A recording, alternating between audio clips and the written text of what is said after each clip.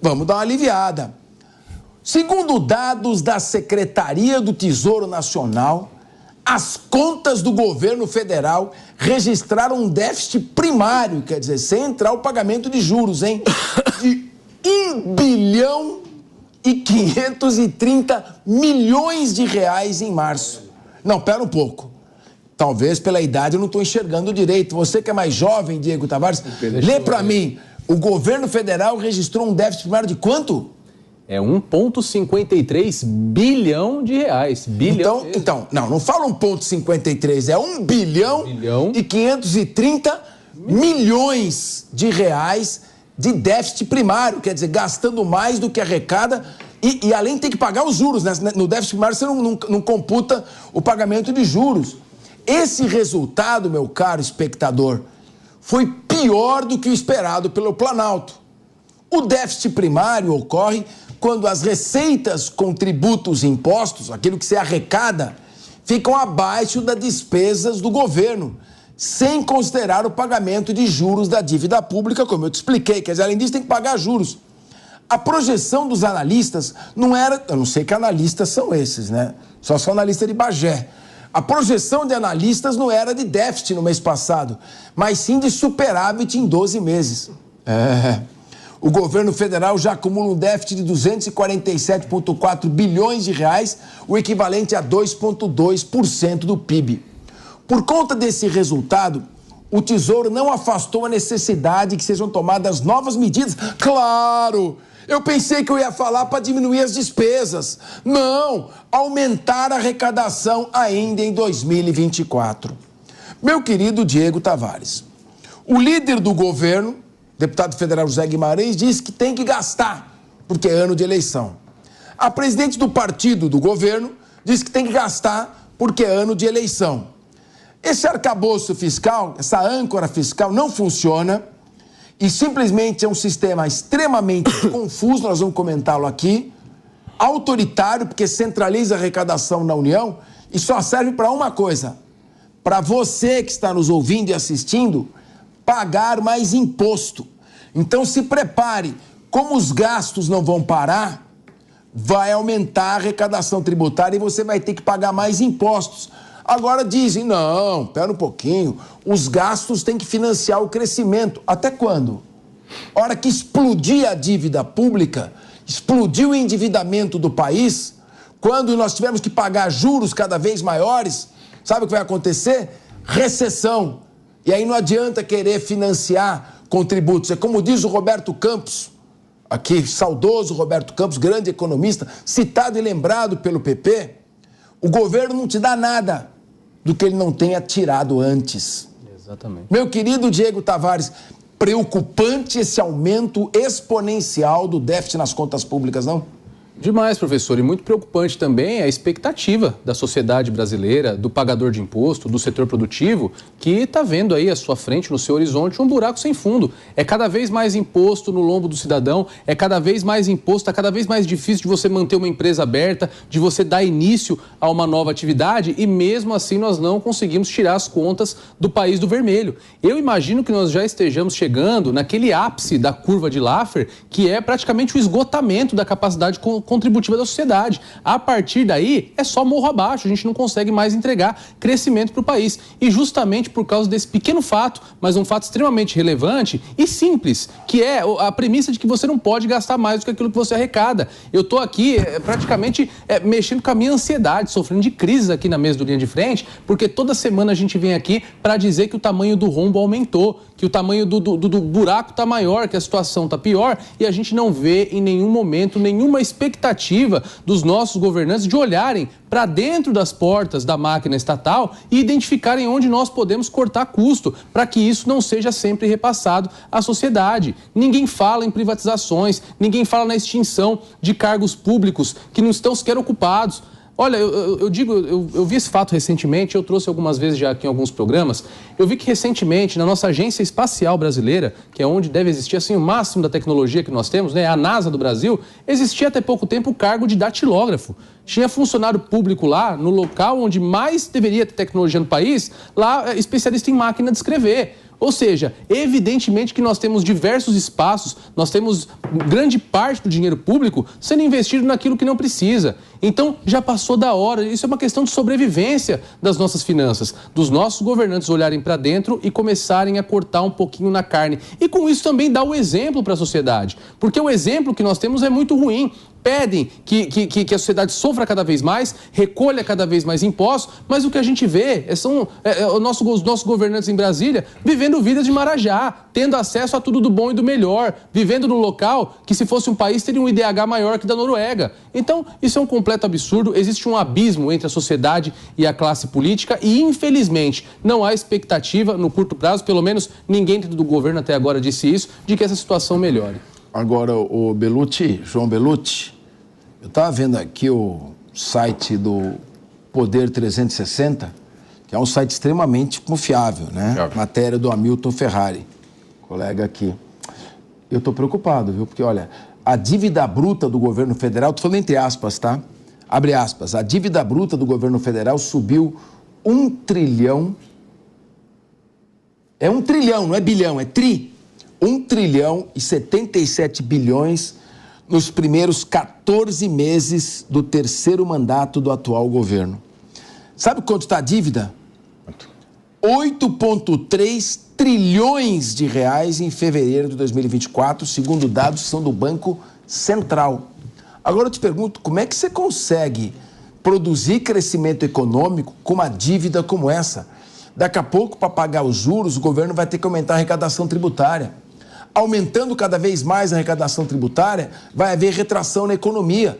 Retração na economia gera desemprego. Nós estamos entrando numa espiral descendente muito perigosa. E a tendência é piorar, porque você vê que a questão do próprio déficit zero foi uma promessa do Lula e do Haddad, que largaram essa promessa com uma tranquilidade que nunca se viu. Falaram, a gente vai zerar o déficit, e depois falou, deixa pra lá, não vai dar certo. Imagina você na iniciativa privada, um diretor ou um presidente de empresa fazer isso, vou zerar a dívida até tal momento, equalizar a despesa e receita. Aí vai lá e não zera, fala, tá tudo bem. Era demissão sumária na certa, né? Mas no meio público acontece isso.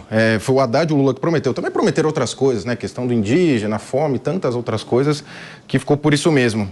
E agora a gente ainda tem essa reforma tributária que sufoca, né? Foi aprovada, e agora também os decretos para regulamentar alíquotas, que ela centraliza ainda mais, né? A gente é uma federação, uma falsa federação, né? Centraliza ainda mais na União, vai ficar um caixa único na mão do governo federal, que é perigoso também, e também aumenta mais a arrecadação. A única solução para o governo é aumentar a arrecadação. E a gente vê que só em viagens, né? Foi noticiado recente, só em viagens do Lula e da Janja foram 1 bilhão de gastos, né? E qual o retorno para o país? Não se tem notícia, ou são coisas bem vagas, como tudo que vem do governo Lula. E aí a gente vê a diferença também desses quadros técnicos, né? O Haddad não cumpriu o déficit zero, tranquilo, a cobrança é bem suave. A Anísia, na saúde, dengue explodindo, a cobrança também é bem tranquila. O Silvio de Almeida, para o qual todo mundo que discorda dele é fascista e deve ser calado, também não tem resultado nenhum, tudo tranquilo. A Aniele Franco, pasta da igualdade racial, zero resultado também, está tudo tranquilo. Então a gente vê o governo que não entrega e as cobranças também são bem leves. Agora a gente fica a pergunta, por que são cobranças tão leves, sendo que antigamente era uma cobrança exacerbada, e também até com a classe artística e tantos outros envolvidos, esses daí também, então, viu, Capês, estão bem sumidões. Ô, Felipe Monteiro, o déficit fiscal dos Estados Unidos está 120% do PIB. Eles vão com uma dívida de 34 trilhões. E você sabe que o governo Biden, coitadinho, o Biden está gagá, até o procurador especial designado para processá-lo por envolvimento em negociatas lá com a empresa Barisma da Ucrânia, diz que ele não tem condições psicológicas, né, e mentais de ser processado. Mas o Biden é a esquerda lá dos Estados Unidos. Será que é uma característica da esquerda o endividamento para tentar produzir um falso crescimento econômico, um voo de galinha? Você é economista também. Não é possível que você concorde que endividamento e gastar mais do que arrecadar é uma política saudável. Seu colega Leandro Ferreira, que é economista, falou, Capês, você não entende de economia. O que eu entendo é que é melhor ter superávit que déficit. E que não é saudável ter uma dívida que aumente 1 trilhão em 14 meses. Agora, Felipe Monteiro, para o seu governo, são 14 horas e 32 minutos. Ô, Capês, o que eu gosto de linha de frente é que a gente traz posições diferentes. Tá? Eu tenho uma posição diferente de todo mundo aqui. Isso faz o programa ser interessante. E retrata muito bem esse receituário neoliberal exposto aí pelo Diego, exposto aí pelo Bellucci e exposto implicitamente pela sua pergunta à minha pessoa. Não é? É impressionante que o receituário neoliberal e liberal é a mesma coisa. Tem que reduzir despesa, não pode aumentar imposto. A única forma do governo federal ter superávit, considerando o déficit que tem, é aumentar os impostos, em vista que a despesa não tá diminuindo. Tudo balela, tudo conversinha, tudo papo mole, não é? Não é assim que você faz um Brasil. Agora, respondendo à sua pergunta, Capês, é bom lembrar que a explosão do déficit público, né, dos Estados Unidos foi o governo Trump. Né? Ou seja, se o governo Biden é considerado governo de esquerda, a gente pode colocar o governo Trump com o governo Trump de direita, e lá, é bom lembrar, explodiu o déficit público, né, e a dívida dos Estados Unidos. Então, uma forma de você precificar se o déficit público é um problema ou não é comparar com o PIB. O Brasil tem 2,2%, né, do déficit público comparado com o PIB. A Alemanha tem 3,7%, a França tem 6,5%, a Itália tem 7,2% do PIB em déficit público, a Espanha tem 6,9% do PIB em déficit público, ou seja, ter superávit primário, déficit fiscal zero, não é o que faz o Brasil crescer.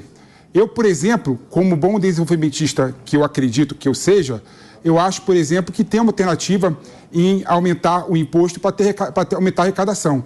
Se eu, por exemplo, investir muito no Brasil para ter mais empresas, por exemplo, investir em indústrias no Brasil, dando condições de surgir mais indústria, sem aumentar tributos, por exemplo, só criando mais indústria, só criando mais empresas, eu consigo aumentar a arrecadação, consigo gerar mais emprego, consigo gerar mais riqueza. Então, um país em desenvolvimento como o Brasil deve focar em 2 pontos, no meu entender: desenvolvimento econômico e redução da desigualdade social. Você crescendo economicamente, você consegue ganhar mais dinheiro, arrecadar mais, mudar completamente as questões estruturais do Brasil. É bom lembrar, por exemplo, que a Itália e a França investem 2 vezes mais o que o Brasil investe. Então, se eu quiser ter uma educação semelhante com a França, eu tenho que investir 2 vezes mais que o Brasil investe hoje. O que eu vou fazer? Eu não vou investir? Tem que investir para crescer. E o que eu sou contra é gastar dinheiro sem estratégia. Colocar dinheiro na economia sem nenhum tipo de estratégia e planejamento por trás. Agora, se o Brasil crescer, se a gente gerar mais emprego, se a gente reduzir a desigualdade, a gente consegue arrecadar mais e consegue pagar a conta do déficit fiscal. Então, esse receituário liberal, como reduzir gasto, não funciona. Não funciona e não vai para frente. Não é assim que acontece em nenhum lugar do mundo. Meu caro ouvinte que nos acompanha pelo rádio, eu ia fazer um silêncio obsequioso de 30 segundos, mas você não ia entender nada. Porque não é possível esse raciocínio torto da esquerda. O esquerdista pensa que dinheiro público dá em árvore, cai do céu. O dinheiro público vem da arrecadação tributária. A arrecadação tributária vem de quem paga imposto. Quem paga imposto é quem produz. E quem produz não pode manter um Estado gastão, uma corte de Versalhes que consome croissants enquanto a população caça ratos na França. Uma hora vem a revolução. Então eu peço para você, meu querido Wilson Pedroso, Wilsinho, o raciocínio do nosso querido é que ele parte de uma premissa que aparentemente ela seduz. O Estado tem que pegar dinheiro público, investir na área social, que eu concordo, ele tem que produzir, evidentemente, em obras públicas para gerar emprego, mas para isso nós temos que ter uma economia saudável. Com déficit público já está chegando a 77% do PIB. Nós não somos os Estados Unidos, que pode imprimir dólar e espalhar pelo mundo ou seja, solidarizando o mundo inteiro com a sua dívida. Sabe o que o Milton Friedman dizia? Não tem problema, déficit. A gente vai na maquininha do Banco Central americano, para cada dólar, $1 que nós imprimimos, o mundo tem que produzir $100 de riqueza, porque a economia é toda dolarizada. Nós não somos Estados Unidos. Então, claro, brincadeiras à parte, exageros à parte, quando a gente fala da corte de Versalhes do Luís XVI, a questão é, nós precisamos reduzir o déficit fiscal. Sem reduzir o déficit fiscal, nós não conseguimos incentivar a economia. Wilson Pedroso. É engraçado escutar o PP. O PP faz uma análise progressista e uma análise neoliberal. Eu fiquei meio confuso com a análise dele. Neoliberal? Ele protege o 1 trilhão de dívida, 1 trilhão de déficit, mas ao mesmo tempo diz que falta planejamento com o dinheiro público. Eu fiquei sem entender de que lado ele teve. Porque, Capês, nós estamos aqui no programa ao longo desse ano, não vamos falar nem do ano passado, mas vamos falar de 2024. Todos os meses analisando o aumento do déficit público. Em nenhuma matéria, a gente escuta em ajuste das contas, em fechamento do ralo do dinheiro público indo embora. A gente só escuta aumento do déficit e aumento do imposto. Quando fala aumento do déficit, precisamos arrecadar mais. E como se arrecada mais? Como você arrecada mais? Aumentando impostos. Nossa. PP, como arrecada mais? Tendo mais empresas, por exemplo, do Brasil. Mais empresas. Tendo mais indústrias. Com esses juros, com essa dívida. Qual a segurança jurídica de uma empresa vir investir no país? Não existe segurança jurídica e econômica para uma empresa se comportar e vir investir no país, Pepe. 1 trilhão de dívida sem ajuste fiscal, sem ajuste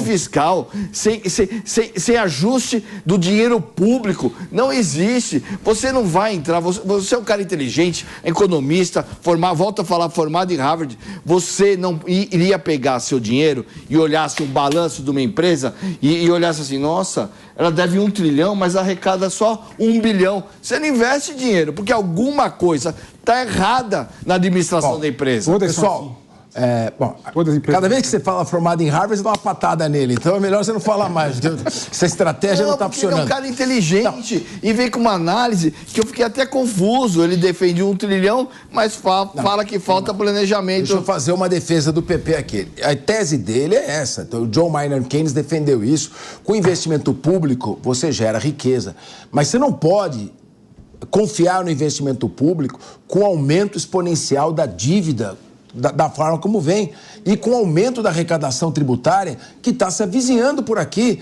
Não se petezando. Você não petezando. Você não confuso. Petezando? Pepezando. Pepezando. Eu estou ficando confuso. Não, é o seguinte, veja bem, se você aumenta a arrecadação sem parar, você não ouve falar em corte de despesa, as empresas vão secar. Então, embora a primeira parte do raciocínio do Felipe Monteiro seja correta, tem que ter investimento, o investimento público ajuda a alavancar a economia, isso não pode ser feito agora. Exato. É hora de cortar despesa, é hora de reduzir o tamanho do Estado, é hora de não ter 38 ministérios, é hora de não ceder à chantagem do Congresso Nacional. Dê o seu exemplo, Felipe. Um exemplo, receituário liberal, né? Ter o déficit fiscal zero ou até positivo. Para investimento em educação em 100%, para investimento em saúde 100%. Com certeza teríamos déficit fiscal zero. Vocês querem isso? Vocês querem isso? Não é essa proposta. Um Brasil sem educação, um Brasil sem saúde? Não, eu estou fazendo um exemplo aqui não absurdo faz a lição de casa para fazer entendimento da educação. Claro que não. O teu exemplo Óbvio que não. Absurdo. Óbvio que não. Espera um pouquinho, óbvio que não. Extremista esse teu exemplo. Claro que isso não vai ser primeiro, feito. Óbvio que não. Primeiro que um homem inteligente como o Felipe Monteiro não formado pode... em Harvard. Para de encher o saco dele. O fato de um homem inteligente como o Felipe Monteiro não pode desconhecer que a educação já tem uma verba carimbada pela Constituição Federal, pela Constituição dos Estados, pelas leis orgânicas municipais. Ou seja, essa verba não vai ser afetada por isso. Eu estou dando esse argumento. Estou dando um exemplo assim. Sim, mas foi um argumento ad terrorem. exemplo. O que nós estamos dizendo é o seguinte, não dá para gastar 60 bilhões dando para o Congresso Nacional e enviar emenda parlamentar.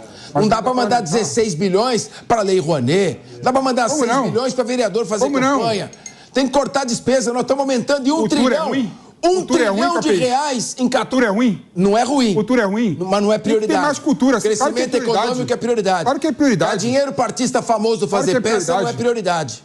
É prioridade. Emprego, trabalho e comida no prato do trabalhador. E olha, só uma coisa, o Diego vai falar... A costureira lá da peça do famosão... Falar, mas tem um negócio rolando... Tem um negócio rolando aí para campanha para prefeito de São Paulo que eu tenho que tratar agora. Não, bem rapidamente, então, porque o PP ele gosta de me provocar aqui na mesa falando das teorias neoliberais, do receituário liberal. É só para me dar uma cutucada, então eu vou usar um teórico liberal para refutar as besteiras que ele disse aqui. PP, certamente você, como bom economista, você conhece a curva de Laffer. E isso acaba com aquela tua premissa de que a possibilidade de você aumentar a arrecadação aumentando imposto é algo infinito. Nossa, que foi aumentar você é que disse. Eu não falei nada disso, cara. O Brasil precisa aumentar imposto para conseguir aumentar a sua arrecadação e fazer imposto. Para de colocar a palavra na minha boca.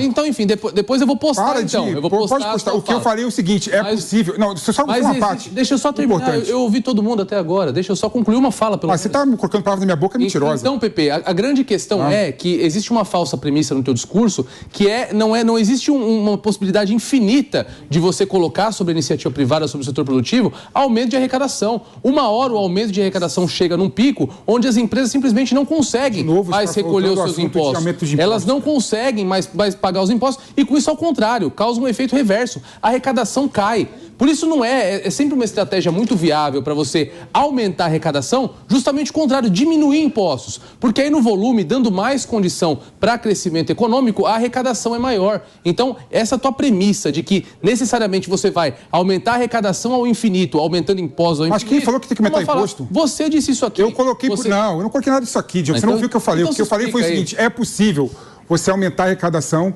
sem aumentar os impostos. De que forma? Se tiver mais indústrias no Brasil sendo formada, você aumenta, por exemplo, a arrecadação sem aumentar os impostos. Aí você quer fazer isso aumentando o investimento público. Se você cria, por exemplo, mais indústrias, um ambiente favorável para ter mais indústrias, reindustrialização do Brasil, da onde sai o dinheiro para esse investimento público?